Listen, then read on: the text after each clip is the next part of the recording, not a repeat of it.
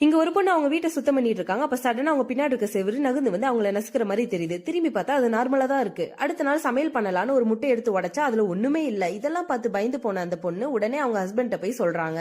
ஆனா அவரு இவங்க சொல்ற எதுவுமே காதுல வாங்காம ஆபீஸ் கிளம்பி போயிடுறாரு. அதுக்கப்புறம் தான் இவங்க ஒரு விஷயத்த கண்டுபிடிக்கிறாங்க. அது என்னன்னா, இவ்வளவு நாள் இவங்க வாழ்ந்துட்டு இருக்கிறது ரியல் லைஃபே கிடையாது, அது ஒரு கனவு உலகத்துலதான் வாழ்ந்துட்டு இருக்காங்கன்னு. ஆக்சுவலா இந்த டவுன்ல இருக்க எல்லா ஹஸ்பண்டும் அவங்க ஒய்ஃப் வேலைக்கு அனுப்பாம வீட்டுக்குள்ளேயே வச்சுக்கணுங்கிற மைண்ட் செட்ல இருக்கவங்க.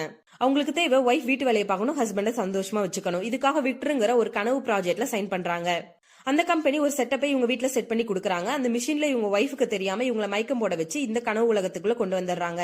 இந்த ப்ராஜெக்டோட கனவு உலகத்துக்குள்ள போயிட்டா ஹஸ்பண்டை தவிர இவங்களுக்கு வேற எந்த ஒரு விஷயமும் ஞாபகத்துக்கு வராது. அந்த மாதிரி தான் இந்த ப்ரோக்ராம் செட் பண்ணி வச்சிருப்பாங்க. சோ இவங்க நினைச்ச மாதிரியே டெய்லி வீட்டு வேலை செய்யறது, சமையல் பண்றது, இவங்களை சந்தோஷமா பாத்துக்கிறது மட்டுமே செஞ்சுட்டு இருக்காங்க. இந்த ப்ராஜெக்ட்டுக்கு ஆகிற செலவை எங்க ஹஸ்பண்ட் தான் பாத்துக்கிறாங்க. அதுக்காக அவங்க மட்டும் டெய்லி இந்த கனவுல இருந்து வெளியே வந்து வேலைக்கு போய் சம்பாதிக்கிறாங்க. ஈவினிங் ஆனதும் திரும்ப கனவுக்குள்ள போயிருவாங்க. இந்த எல்லா விஷயமும் ஒரு நாள் ஹீரோயினுக்கு தெரிய வருது. உடனே அங்க இருக்க எல்லா ஒய்ஃப் கிட்டையும் சொல்லி புரிய வச்சுட்டு அவங்க இந்த கனவு உலகத்துல இருந்து வெளியே வந்துடுறாங்க. இதே மாதிரி நீங்க கனவு உலகத்துக்குள்ள போயிட்டா நீங்க அங்கேயே இருக்க ஆசைப்படுவீங்களா, இல்ல அங்கிருந்து போராடி வெளியே வரணும்னு நினைப்பீங்களான்னு மறக்காம கமெண்ட்ல சொல்லிருங்க.